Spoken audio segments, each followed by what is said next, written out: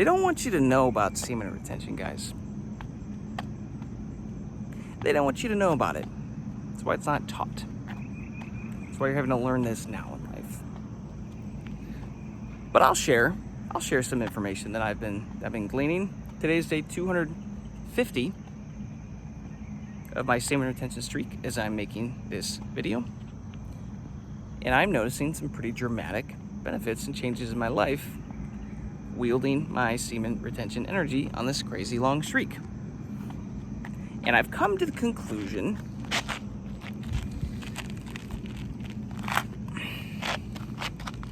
they don't want you to know about this. Now, who's they? Let's say the powers that be, those that oversee this realm, the 3D realm, those in power. Some people like to call them the elites. I don't like that. We're all elite, y'all. Why would we call somebody else elite? Like, energetically, if you think about the power that the words have, it's like, nah, we're all elite. I'm elite. You're elite. You gotta start thinking like that. But here's the thing, guys.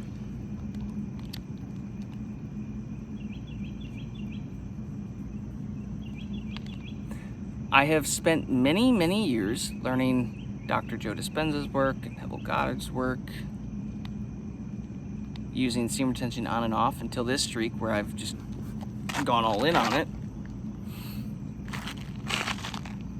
Study the brain, the mind, and manifestation, all this stuff.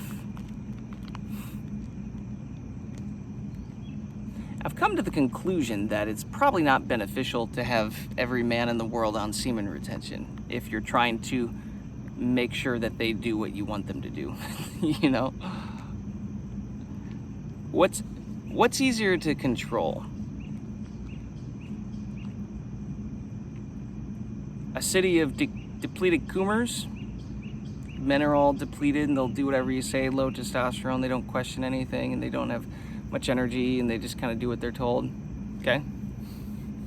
Or Spartans, freaking Sparta warriors, dude.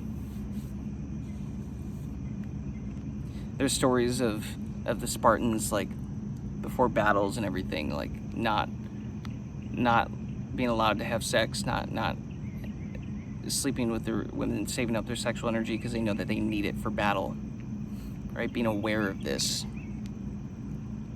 I would imagine it's less easy to control a Spartan than it is a depleted coomer, a modern day depleted coomer. And here's something interesting too, guys. If you look at the education system set up by the Rockefellers a long time ago, they said it. We want a nation of workers, not thinkers. We don't want you thinking for yourself. We want you working. We want you to use your energy to just work and do what you're told. But the funny thing is that the longer that I go on semen retention, guys, the more and more willing and excited I am to start thinking for myself, going against the rest of the pack. Everybody's going this way. Wow, that's stupid. Why would you be doing that? I'm going this way, solo, with or without you.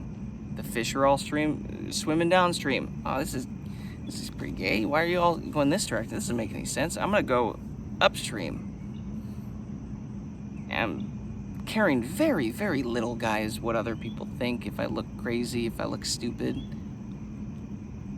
So I've got a full sack, yo. I've got a full tank of gas. I've got full energy. I'm gonna think for myself. 20% battery. We press on.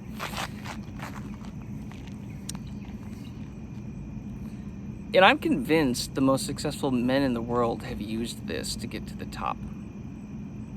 I've talked about this with Bogdan quite a bit before our podcast interview and after, and we were in agreement too. We're looking at like the Steph Currys, the LeBrons, the best performing athletes today, the male athletes absolutely using this. Mike Tyson back in the day, being on like 5 years of semen retention, undefeated, nobody could touch him. Just a coincidence? bro. No such thing. Michael Jackson absolutely being on semen retention. Bro was so magnetic that fans would like get lightheaded and faint around him. Like, that's the type of aura, celebrity aura that he was throwing off. And it kind of makes you think, it's like, man, if every man's on semen retention, then that effect, that excitement that you have, like to rise to the top of any industry, it's like, well, probably loses its power a little bit, right? If everybody's special, nobody's special. If everybody's powerful, nobody's powerful. It's just normal. Could that be why? I don't know. I don't know.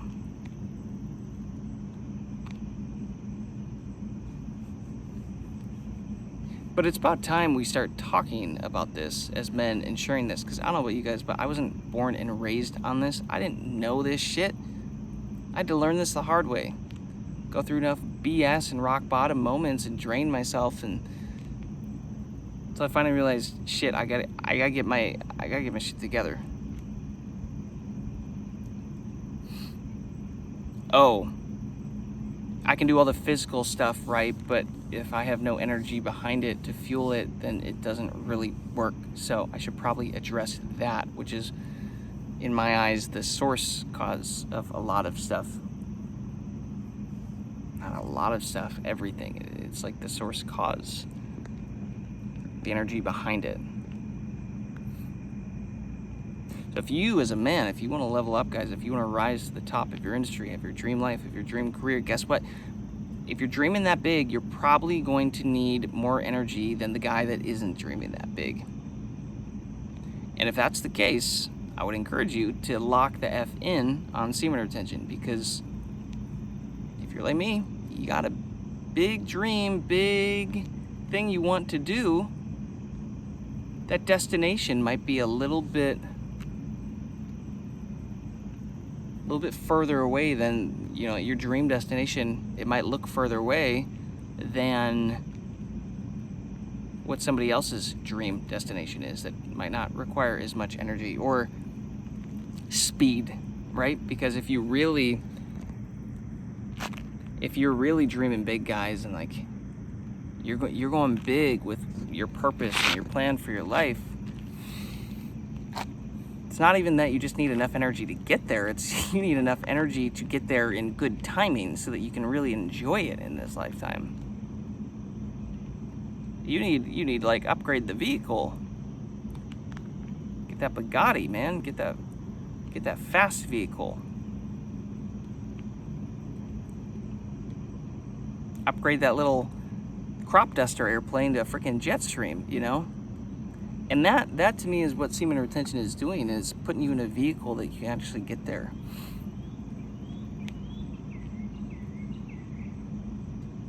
But it seems like a lot of this information has been hidden, has not been shared to the masses, to the world, for a really long time.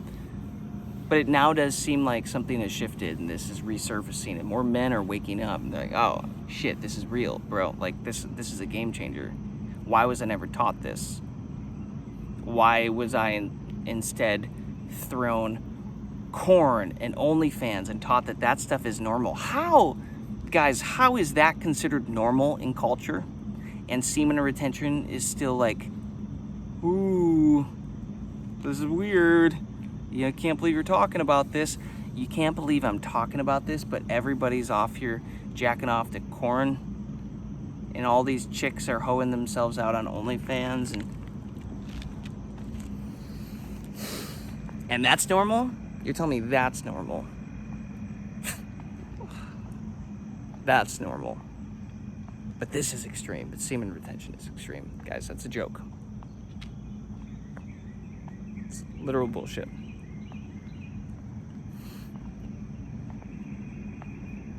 So in my personal opinion, what I'm experiencing, if you want to rise to the top and get your ish together, get your life figured out, and become the best version of yourself, semen retention is the first domino to hit over.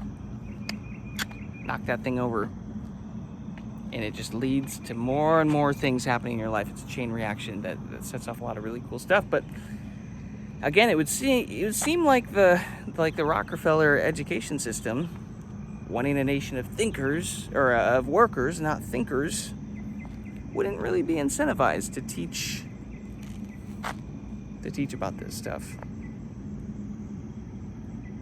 Let me know your thoughts, guys. Let me know what you think in the comments below. Again, this is day 250 of my semen retention streak. That's the perspective that I'm bringing. Hope you got some value out of this. Peace, love, abundance. Catch you later.